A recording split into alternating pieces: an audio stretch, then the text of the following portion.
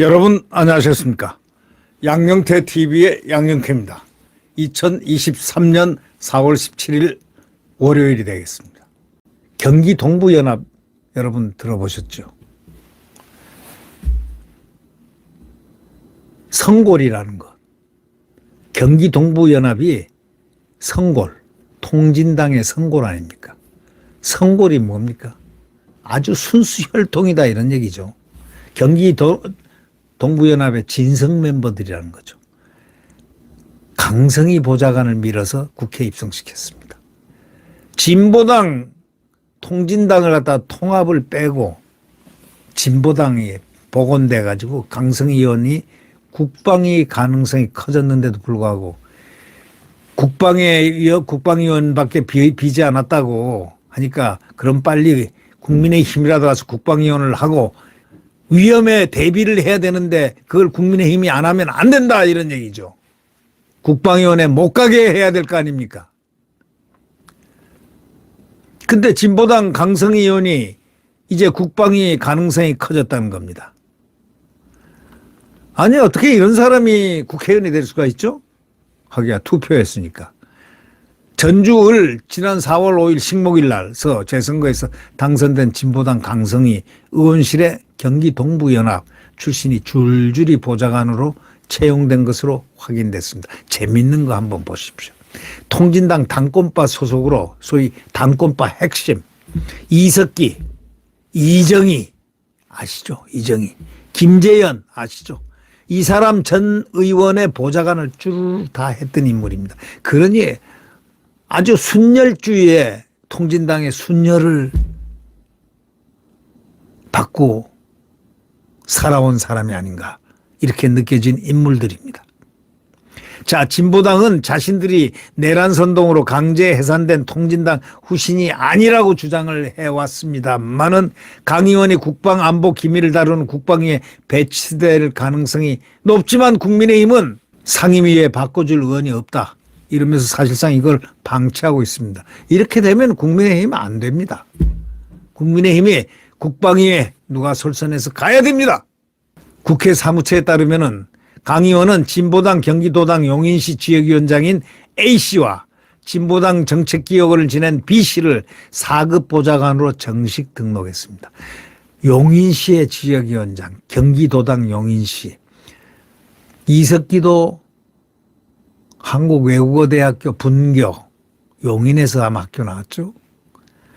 그 다음 A씨, 진보당 정책기획을 지낸 또 B씨, 4급 보좌관으로 등록했습니다. A씨는 민노당 부대변인 출신, 경기 동부연합 핵심으로 분류되는 사람. 그는 2012년 통진당 폭력사태 때 단상에 뛰어올라 폭력사태 책임을 비당권파에게 돌려가지고 논란이 됐었던 사람이라고 합니다.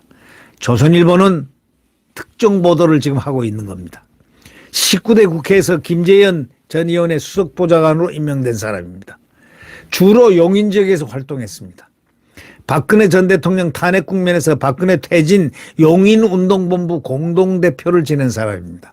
이석기 전 의원 경기도 구명위원회 공동대표도 만났습니다. 다시 말하자면 이석기의 순혈주의에 같은 대열에 서 있는 사람입니다.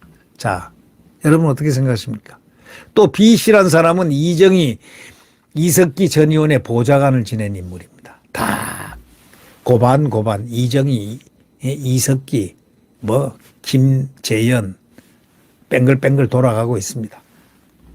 18대 국회에서 이정희 전 의원은 수석보좌관을 이 사람으로 정한 겁니다. B씨.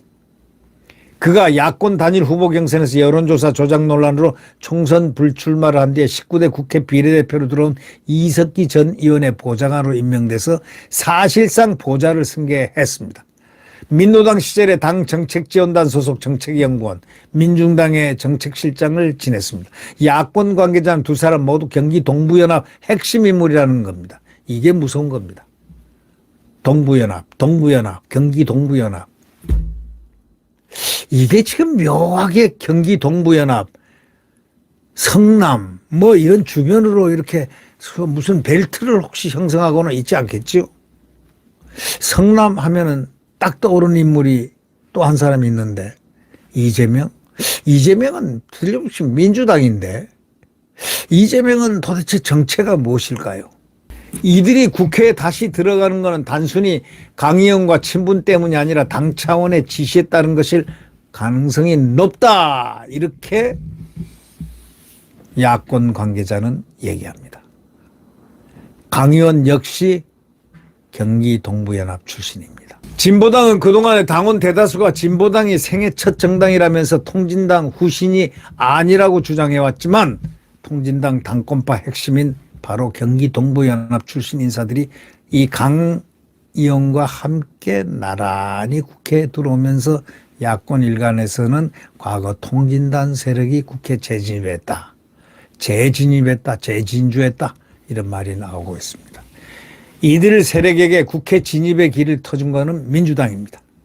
자, 방첩 관계 기관은 유심히 이들을 응시해야 할 것 아닐까라는 얘기가 벌써 나오고 있습니다.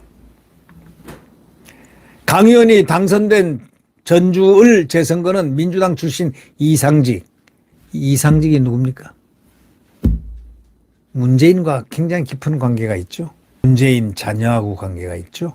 네. 이상직 전 의원이 각종 비리로 의원직을 잃었죠. 그 대신 치러진 선거입니다. 근데 민주당은 이런 책임으로 이번 선거에 후보를 내지 않았는데 결국 민주당 텃밭인 호남에서 통진당 계열 인사가 당선된 겁니다. 이 지역에서 총선 출마를 준비하는 민주당 의원이 강 의원 선거를 도왔다는 말도 나옵니다. 이거는 짜고 고수도 치지 않았나? 라는 의문이 있다는 얘기도 흘러나오고 있습니다. 의문. 이런 강 의원은 국가안보 기밀을 다루는 국방위원회에 배치될 가능성이 크다는 게 이게 큰 문제라 이겁니다. 현재 결혼인 상임위원회 국방위 한 곳뿐인데 국민의힘 보좌진 협의회는 지난 11일 입장문을 내고 강 의원이 국방위에 배치된다는 것은 대한민국의 안보의 위험 요소로 작용할 가능성이 크다 하면서 반대 입장을 분명히 보였습니다. 국민의힘 의원들도 사석에서 강 의원이 국방위에 배정되면 가볍게 볼 일 아니다. 심각한 일이다. 이런 의견을 낸다고 합니다. 반면에 민주당은 강 의원이 국방위 배정이 무엇이 문제냐 하고 입장입니다. 이걸 막기 위해서 다른 의원이 대신 국방위로 가야 하는데 정작 국민의힘도 강 의원 국방위 행은 안 된다고 말만 할 뿐이지 누군가가 대신 국방위 갈 사람이 없다는 것, 이건 보통 문제가 아니다 이런 얘기죠. 국방위에 갈 국민의힘 의원 없습니까? 그러면 강제 차출해야죠. 그렇게 국가관들이 없어서야 어떡합니까? 국방위는 전문 지식이 필요한 데다가 더더욱이 지역 현안과 관련된 예산 사업이 거의 없습니다. 전통적으로 비인기 상임이지만 그러나 국가적으로 가장 중요한 국가 기밀 보안을 다루는 그런 국회의 상임이기 때문에 이 비인기 과에 집권 여당인 국민의힘이 누군가가 들어가 줘야 된다. 이건 상식 아니겠습니까? 새로운 상임위에 배치되면 의원뿐만 아니라 보좌진 전체가 다시 공부를 해야 하는데 누가 총선이 얼마 안 남은 상황에서 옮기고 싶겠냐 이렇게 국회 관계자들은 얘기합니다만, 그래서 희생과 헌신, 국가를 위해서 희생과 헌신이 필요한 거 아닙니까? 이때 헌신하고 희생하는 그 국회의원의 모습, 그 이름을 알고 싶은 겁니다. 우리는, 국민들은. 그래서 그분들, 희생한 그분들에 대한 보상을 해주고 싶은 겁니다. 국민의 마음이 그렇다 이겁니다. 네. 여러분, 제일 중요한 건 국가입니다. 국익입니다. 국가 이익입니다. 자칫 잘못하면 국가 기밀을 다루는 곳에 통진당이 들어간다? 그것을 만약에 그대로 묵시적으로 묵과한다면 국민의힘은 지탄받을 것입니다. 국방위원회 차출이라도 해서 국방위원회에 누가 가야 됩니다. 누가요? 국민의힘에서 가야 됩니다. 민주당은요, 유사정당들입니다. 유사정당이 어디 유사정당? 친북정당이다 이런 얘기입니다. 그들은 생리적으로 친북입니다.